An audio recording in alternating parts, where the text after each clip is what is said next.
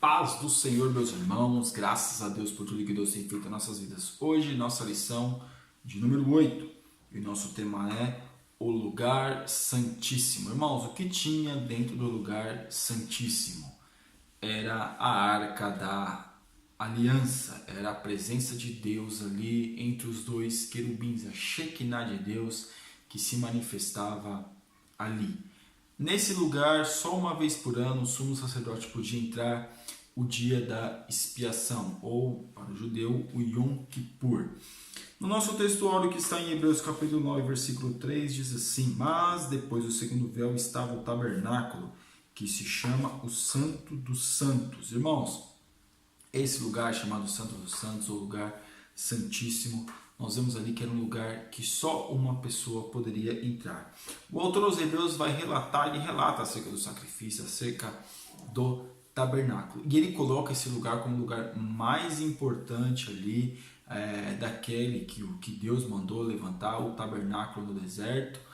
Foi o lugar mais importante que tinha ali. E aqui na nossa verdade prática, pelo sangue de Jesus Cristo, o véu da separação foi rasgado. E hoje temos a liberdade e confiança para entrar no trono da graça de Deus. Irmãos, aqui não está falando dos dados deste véu. Quando ele foi rasgado, na época de Jesus, ele tinha aproximadamente 18 metros de altura e a sua grossura era mais ou menos um palmo de uma mão, a grossura do véu. Imagine o peso daquele tecido. Mas só entrava uma vez por ano ali.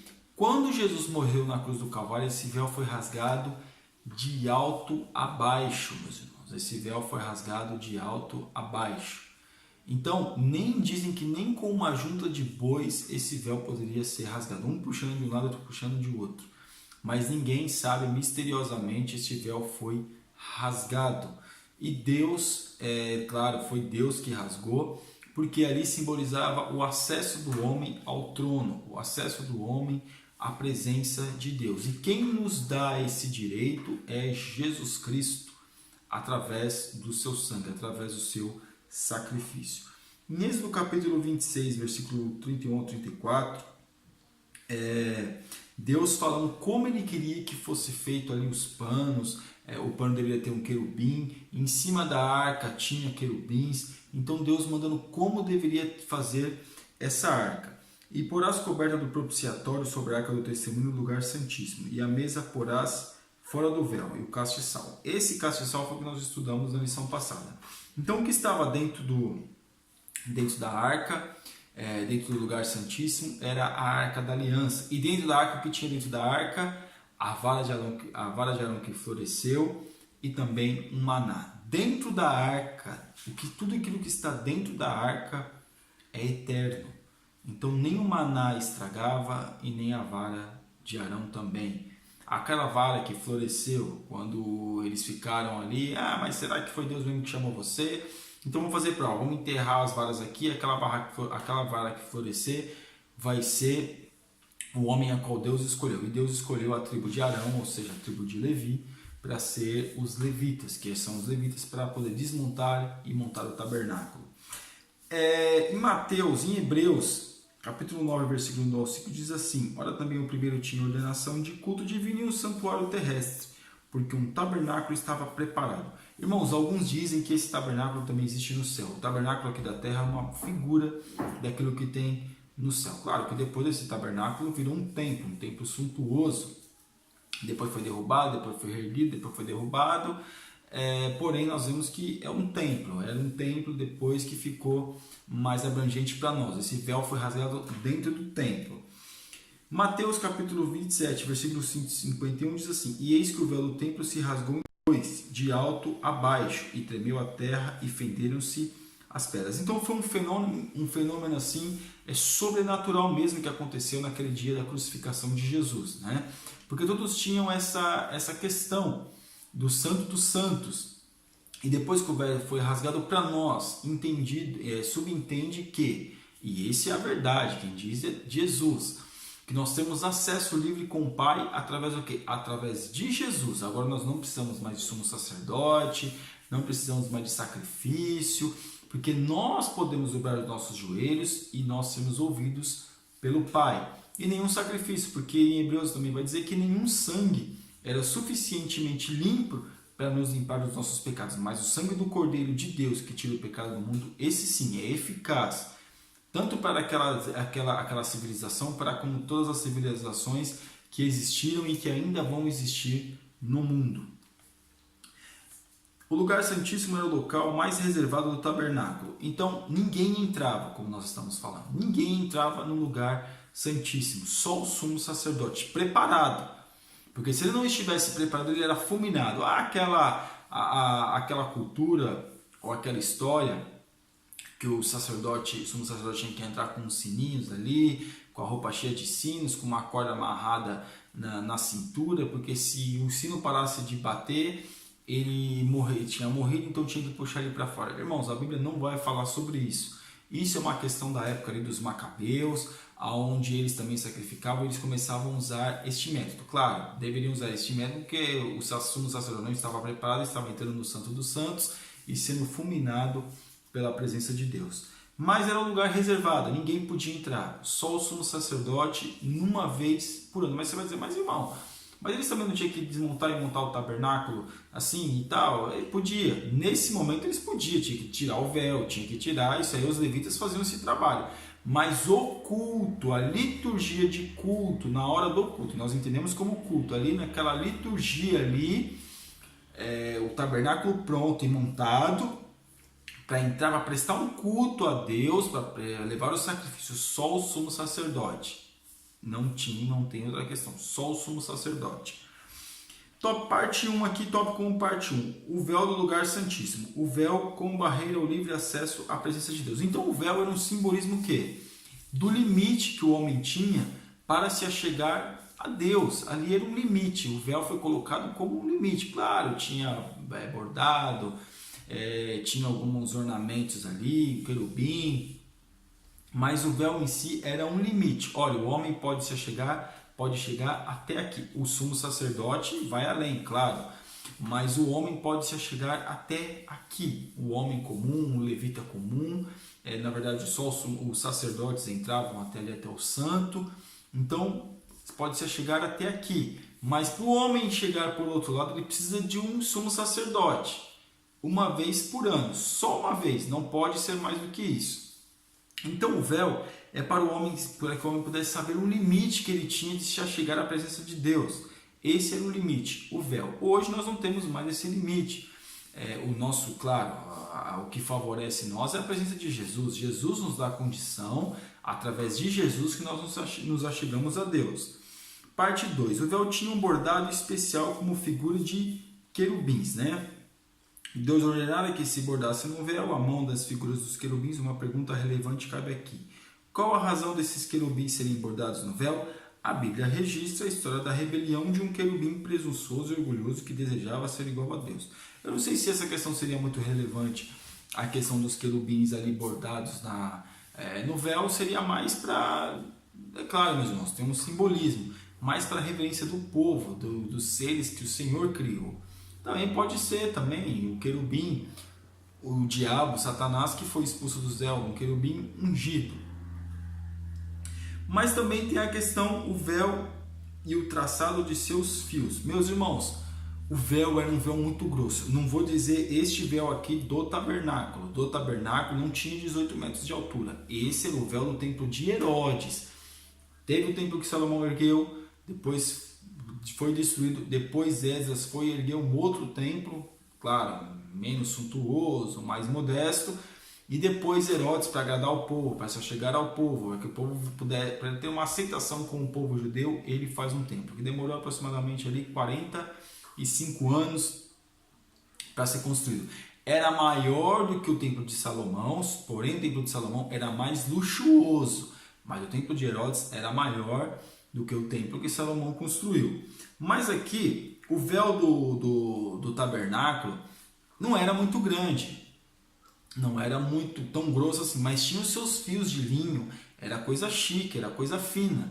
Porque para Deus requereu, como nós já falamos, aquilo que o povo tinha nas mãos e requereu a habilidade que eles tinham nas mãos, o melhor. Deus requereu o melhor tecido e também Deus requereu a pessoa melhor que pudesse tratar de tecido, tanto para tingir quanto para bordar. Então aqui nós vemos que os véus eram, o véu era um tecido traçado, não era qualquer tecido, era um tecido muito bom, muito resistente, que não se se aquele véu ele não se rasgava fácil, imagine o véu do templo. Então veja que há uma questão aí, né? O véu separando o homem o santo dos santos. Hoje nós não temos mais este véu, nós podemos se achegar. Você quer pedir perdão para Deus? Você pode pedir perdão para Deus, porque no Antigo Testamento o sumo sacerdote precisa entrar no Santo dos Santos uma vez por ano e com sangue nas mãos e colocar na tampa do propiciatório, nas 4 pontas da tampa do propiciatório. Parte 2. O propósito do véu interior. O véu era um símbolo da presença de Deus no lugar santíssimo. Ora, ninguém podia ver a Deus e continuar vivo, mas o homem podia ver o véu que indicava a presença divina do outro lado. Em Hebreus, o véu tipifica a carne de Cristo que encobria a presença divina em seu corpo. Então nós vemos que é um simbolismo. Qual é o simbolismo? O simbolismo é a presença de Deus. O véu simboliza a presença de Deus. Está escondendo a presença de Deus ali.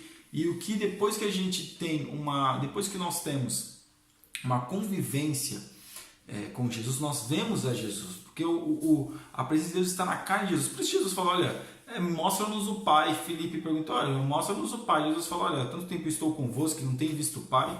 Então nós vemos o Pai através de Jesus. Parte 2, o véu, um impeditivo ao acesso à presença de Deus. Então o que impedia o homem de se achegar a Deus era o véu. Era o véu que estava cobrindo a presença de Deus. Onde estava a presença de Deus? Na Arca da Aliança. Ali, os 2 querubins ali olhando para dentro da arca, com rostos de criança, né? O pregador vai dizer que tem rostos de crianças, ou seja, o homem tem que fazer como uma criança. O que é uma criança? Ela pede socorro, ela se arrepende, ela pede desculpa de uma forma natural. Então aqui nós vemos que o que impedia era o véu. Hoje nós não temos esse impedimento, irmãos. Nós não temos o impedimento do véu. Nós não temos nada que nos impeça de se achegar a Deus. Sabe quem impede nós nos achegarmos a Deus? Somos nós mesmos. O que é nós? É o nosso pecado, a nossa iniquidade. Mesmo com os nossos pecados, se nós dobrarmos nossos joelhos com sinceridade e com arrependimento no coração, claro que Deus nos perdoa, Ele está pronto a nos perdoar, Ele quer nos perdoar. Só que cabe a nós, verdadeiramente, se nós realmente queremos este perdão. Parte 3. O véu indicava o caminho à presença de Deus. Ali, o véu estando ali, as pessoas sabiam que ali estava a presença de Deus após o véu. O véu estava tampando a presença de Deus. Então, quando as pessoas viam aquele véu, claro, as pessoas não viam o véu assim, né, naturalmente. Mas quando o sacerdote ou o sumo sacerdote via o véu, mesmo que ele fosse entrar lá dentro, ele sabia, olha, o véu está aqui e além deste véu está o quê? A presença de Deus.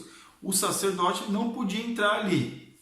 O sumo sacerdote poderia entrar com sangue nas mãos, com sangue do sacrifício, sangue do dia do perdão, o dia que Deus reservou para perdoar os homens.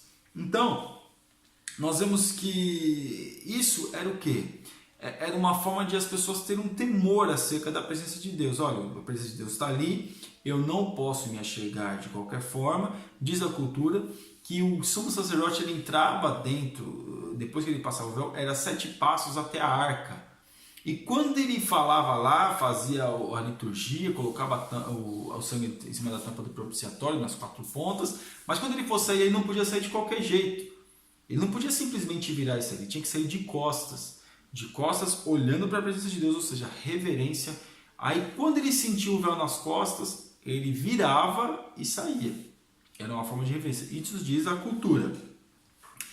Parte 3, tópico 3. Como era o lugar santíssimo? O lugar santíssimo tinha o formato quadrangular. O lugar santíssimo é conhecido também como o Santo dos Santos. Um lugar quadrangular na forma de um cubo que media 10 côvados de altura e 10 de largura e 10 de comprimento. É importante destacar aqui que as medidas do lugar santíssimo no sistema decimal possuem números diferenciados, uma vez que pesos, medidas e valores hebraicos são obscuros. Não dá para saber, meus irmãos. É claro, alguma Bíblia atual vai dizer, olha, tinha 15 metros, tem 10 metros, tem 5 metros, né? Não dá para saber. Mas o interessante para nós é que ele é uma forma quadriculada, é de uma forma quadrangular. Não tem muito segredo. Ai, nossa, será que era quadrangular mesmo? Será que era em retângulo? Será que era redondo? Não, meus irmãos, isso não importa. O importante para nós é que estava ali a presença de Deus. E você está falando, claro, se era um tabernáculo, é da forma que muitas gravuras descrevem, com certeza era um lugar quadrangular mesmo.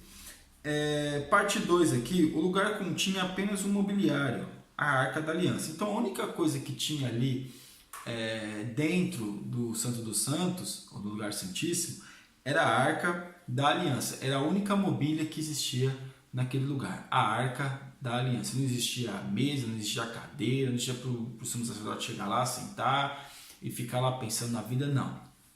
O único propósito era ele entrar, fazer o que tinha que fazer, prestar ali a liturgia uma vez por ano e depois ele sair dali. E a nossa conclusão. Nessa lição percorremos o lugar santíssimo. Ele representa a presença santíssima e gloriosa de Deus no meio do seu povo. Esse lugar especial e único do tabernáculo mostra o que o Senhor Jesus Cristo, o sumo sacerdote perfeito, fez ao rasgar o véu da separação. Diferentemente daqueles dias onde o lugar santo não era aberto a todas as pessoas, hoje, por meio da obra de Cristo, podemos entrar ao trono de Deus com ousadia e confiança. Ousadia não é falta de respeito. Ousadia é falar com Deus, é não ter vergonha de falar com Deus, mas sim falar com Deus abertamente, com total confiança, sabendo que esse Deus é o Deus que nos perdoa, é o Deus que nos traz para Ele, através de Jesus Cristo, o seu Filho. Amém, meus irmãos? Você ainda que não é assinante do nosso canal, está convidadíssimo a assinar e que Deus te abençoe. Em nome de Jesus, Deus abençoe.